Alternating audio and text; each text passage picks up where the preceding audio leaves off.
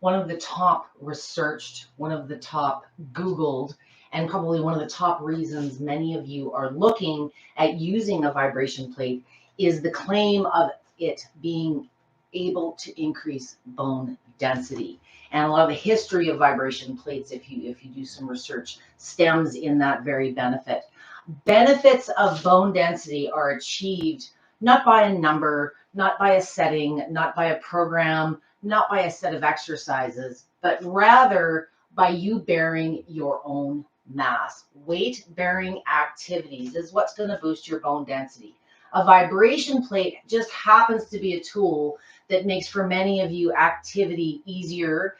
It's going to give you more benefits in less time. So the key to unlocking and boosting bone density using a vibration plate is weight bearing exercises. And of course, as I always say, consistently doing them. So the biggest successes and stories I've seen in bone density over the almost 2 decades I've been doing this have been from my feel good and my wellness users that are using it regularly to manage symptoms, reduce the pain, the swelling, boosting energy. But because they're using it often and consistently, and their weight bearing, the bone density long term, in my opinion, is really just a side effect. There's different types of vibration plates. There's different settings. It's not that one is necessarily better than another. There is a healthy amount of research to support many different types of vibration plates, 2 specific movement types. But the common thread between any of these studies is that the users are performing weight bearing or partially weight bearing exercises. So think about more where you're coming from. What type of body are you dealing with? Do you have deficiencies? So it's the consistent use that's going to get you the stronger bones. I want to challenge you to stress out your bones. That if you Google this on the internet, what you'll see is stressing out our bones or forcing them to do something. Weight bearing exercises stresses them out, and it forces our body to respond. And how it responds is by laying down new bone cells, making those bones stronger. So if you're not active, if you're not moving, we tend to digress, and our body says, hey, you're not stressing out those bones. You don't really need them to be as strong. If you're bearing your mass, and gravity and other forces come into this, but if you're doing weight bearing activities long term, that's what's going to force the body to respond. So depending on what level of conditioning you're starting at, we're going to go through a few exercises today. I wanted to give you some examples of things that you could do that should suit regardless of what label you may have medically on yourself.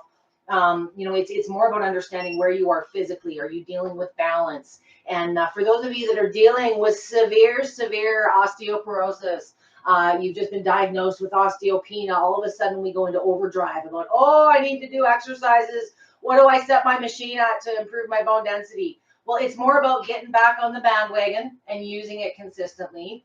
But if it's severe and you're in a situation where you're at a risk of falling, you're not so stable, you suffer fatigue, I would prefer that you start working more on balance related and stability related exercises. So if you're fearful in any way, you do not want to stand on this machine. Yes, you are getting some benefits, but I want to show you some ways starting seated that you can ramp up those bone density results and start kind of building the foundation before we get to the standing, because that's more about you being comfortable and feeling able to stand. And we'll get to some variations there as well. So seated, just by increasing your mass, like leaning forward, perhaps putting your hands or your elbows, which of course is going to get a little bit more upper body action. Leaning into the platform is going to increase the amount of mass that the body is sustaining while it's accepting all these little micro movements. I'm working an oscillating movement as I always do. I'm at a mid-speed range with my feet hip width apart. If you find any of the little things I'm showing you today a little bit too intense, a little too scary, modify by bringing the feet closer to reduce intensity, not going with speed. So just to resume here, I ran out of time. If you are sitting, bearing your mass is part of the equation, but you're gonna further the results on that bone density if you can increase your movement. If you can get those muscles and tendons pulling on the bone structure, it's gonna stress them out even more. So maybe we do some foot pumps. Maybe we're doing some leg lifts. Contact with the plate is just boosting that lymph and that circulation. What happens when we're stressing out the bones is it stresses out, and our body responds in a way by the osteoblasts get a butt kick.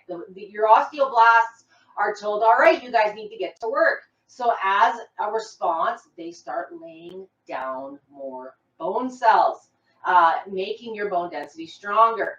If you're doing less, then you're going to regress. I said that earlier. Your bones are alive. So one exercise I want to progress to for those of you that are comfortable with your elbows on the knees and the hands. Your bones are alive, so they're ever changing, they're ever remodeling, and if you can challenge yourself in new ways, perhaps you've been using your plate seated for a while. Have a good stool. I'm on my trusty dusty swivel bar height stool. You want to be at a good 90-degree angle. I don't want you downhill. Put your hands on the base of your seat and try just slowly lifting your bum up. I call this the chair plank, the seated plank. And you want to make sure those knees aren't past the toes. You shouldn't feel an arch in your back, but we're just shifting our weight forward, so a little bit more is on the legs if your arms can sustain the upper body mass. That's just a variation. If you're feeling comfortable with that and you'd like to do some standing, you feel like you're ready for some standing, it doesn't mean you have to do your entire session standing. Maybe you warm up for 2-3 minutes seated. That's going to improve your balance. It's going to boost your stability. It's going to improve sensation. Perhaps, you're unstable because you're dealing with drop foot or you've got some neuropathy going on. So if warming up is something you've got time for, 2 to 3 minutes seated before you begin standing exercises for my new users. If you're afraid, have something in front of you to hang on to. I'm going to put it this way so you can see me on camera better. But what I love about a bar height stool with the back is it gives you a little something for peace of mind to hang on to. The next progression from seated would be partial weight bearing. So maybe you're comfortable standing on the floor. Guess what? Standing on the floor, you're bearing your mass. So you are building your bones. But maybe you don't feel comfortable standing on the machine yet. So let's put one foot on the machine and keep one foot on the floor. Think of that like the rudder. That's the safety leg. So I want you, like we were doing seated, keep one foot flat about what would be hip width apart, midway out on the machine. We're still at a mid speed, and lean in a little bit. If you're scared, you got something for the fingertips. Lean back. Just get used to how it feels to have more mass one leg at a time. And of course, we would do both sides. Perhaps you're dealing with a recent stroke or you're recovering from a surgery or an injury. And one side is not able to do all the exercises. This is another way that if you are able to bear weight, but don't feel you're ready for the plate, you can work one side at a time over another, okay?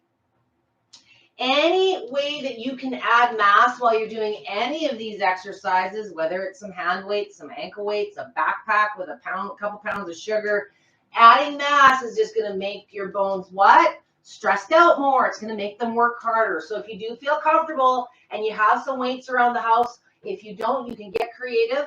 But adding mass to any of the things we're doing today is a really easy way to stress the bones out more. So the next variation, maybe you're comfortable to stand on it, but you're not sure, but you do want to get a little bit more natural stance on the plate. Maybe you're dealing with head sensitivities and you're afraid to stand on the plate completely. Or maybe you can't bend your knees as much as you'd like to minimize head vibration. I have my trusty dusty LifePro Aero Step that I'm going to place beside the machine.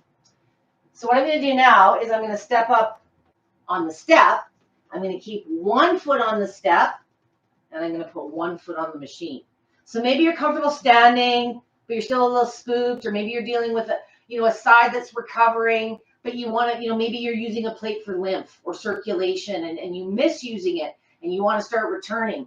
This is one way Standing with one foot on the step, it gets you more like you're standing on the ground, more body weight than if we were like this, okay? And then shift your weight into a little bit. Keep those knees bent. You decide what feels comfortable. If that doesn't feel so good, you can shift over to the stationary step, okay? If you feel you want to go a little bit outer towards the outer edge, more action. You know, I challenge you, again, to stress the bones out. If you can move slowly, or if you can squat a little bit, it's just going to make the muscles work harder. We're going to get further down that path of stronger bones. Maybe you've got other goals. Maybe you want to lose some weight. Maybe you want to get stronger. Maybe you're conditioning for something, or you're trying to return to a sport. While you're doing all these other things on the vibration plate, it's the consistently using it that's going to get you the bone density results long term, because we're doing weight bearing exercises. So the next variation would be standing on the plate itself. It's really not that scary. But again, if you do want something to hang on to, use the back of your stool. Okay, so what we're going to do here is we're simply going to stand on the plate. So just like standing on the floor, we're bearing our mass just like our body was meant to. And this is how we build stronger bones. This is how we maintain bone strength. And as we get older, the ratio of how many new bone cells versus the ratio starts slowing down at about age 30. So you want to do weight-bearing exercises. And if you do have other goals, a squat is a very good all-around. It's going to help burn more calories. It's going to help you get stronger. It's going to make getting up out of the chair easier. My next favorite progression on this is to simply add some weight. So if you're okay with that, you're feeling stable now, Debbie, I don't need to hang on to anymore, I would recommend weight. So I'm adding, I think I've got about 15, 20 pounds here. So this is, so just by doing the exact same thing I was doing, you know, this happens to be a squat, my body's heavier because I've added weight to it. So guess what? I'm stressing out the bones more. I'm making them work harder. I'm making those osteoblasts, oh, they got to go do more work. They got to lay more bone. Okay. So round and round we go. Perhaps you've got upper body goals. You know, why couldn't you, guess what? You're moving. You're bearing mass on your arms. Maybe you're not ready for push-ups yet. The more that you incorporate into your basic positions, the more the muscles are having to work, the more other benefits you're going to get. And long term, we're building those bones. Okay. For those of you that are a little bit more on the, I want to improve my function. I'm all about functional fitness.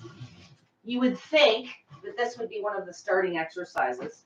But one of my favorite functional fitness, weight loss, stability, all-in-one exercises is a variation of the squat. And even though many of my therapists may be using this in clinic as an exercise, on a vibration plate, it's a little bit more challenging, because especially in oscillating movement, any of these exercises can be done in any of the movements, any of the programs. But oscillating has a huge advantage in that it gives you that balance and stability piece quicker. So again, if we're looking at the early stages of bone density exercises, you know, I want to build your bones. I want to make them stronger. But first, I want to make sure you're stable and you're not, we're going to reduce the risk of those falls, especially if you're in a very weak, very fatigued state. And many people are dealing with other things. We want to improve our bones, but maybe you're dealing with that MS or fibro or lymphedema. So there's other reasons sometimes that we need to modify the exercises. So the sit to stand is an exercise we do multiple times a day. We do it every single time we get up out of our chair, but it's a little bit more challenging on a plate. It's kind of a workout almost in itself. I want to make sure that you're comfortable standing up and feel stable. And all we're going to do is we're going to shift the weight forward and we're going to stand up. The more tricky part of the equation is sitting back down. So we're going to sit. And that's where sometimes on a plate it's a little bit challenging. You may want to have something different to hang on to. But this is a great exercise. There are studies. There is research out there where, you know, simply they've done X amount of sit to stands per day. And over the course of however much time, the bones have improved. Well, if you're doing that same exercise in an environment that brings more benefit to your body through these micro movements, you're getting the additional advantage of boosting more lymph and circulation. And because of that, you're also expediting recovery while you're doing these exercises. So you're not going to be as sore when you're done. This is a great tool. I always talk about having a bar height stool. If you are beginning to do squats, or you fatigue easily, or you want to mix up your standing and your sitting time and you're pushing yourself like Debbie's nagging you to do, it's also a good thing to have just if you need to take a break and want to do more time, but feel you want to sit down and do that. So this is a great tool to incorporate. So a variation on basically the same exercise, same areas, but the add-ons and progressing to where you are as far as time and settings, they're very much a comfort thing. It's not one movement type or one setting. It's about doing weight-bearing exercises. And whatever combination of speed and foot placement is comfortable for you is comfortable for you. But I do recommend mixing it up. It's not about going as long as possible and the highest program or the fastest speed. It's about challenging your body. And if you can focus on good technique, good positions, and progress, you're going to find it's the consistent use, and it's also going to be, other midterm benefits like the strength, quicker recovery. You're going to be able to do more. You're going to want to do more. And that's when you can check out some other exercises. Perhaps you start progressing towards push-ups or getting down on the ground. But the very, very basic of bone density, don't let anyone tell you otherwise, is simply bearing your mass. Again, a vibration plate is simply an environment that makes activity and even basic movement just easier, especially if you're dealing with deficiencies of any kind. No stress on those bones, you're going to decline in bone health. If you're stressing out those bones, you're challenging them, you're exercising them, that's what's going to make them strong. Add the hand weights. Use what you have around the house. If you lack range of motion, if you've got arthritic knees and getting deep into some of the positions like I did today is not possible, just adding mass is another very simple way to not make all the moves too fancy. I really try to keep it simple so that as you progress, you set a solid foundation and speak to that consistency. That's really the biggest thing I want you guys to get into. And for those of you that are managing symptoms, use your plate often. Use it regularly throughout the course of the day, but keep those sessions short. They only need to be a minute or two, especially if you're using it 5, 6, 7 times a day, which I know many of you are with those acute and those chronic issues. So while you're doing all these, symptom management things, you're also building the bones. So again, consistent, regular use. The long-term goal is stronger bones. It's about getting your body prepared, if it's not already, to bear weight partially. And for those of you that are able to bear weight, add weight, start building dynamic exercises, stress those bones out, guys, make them work harder for you. I hope this has been helpful.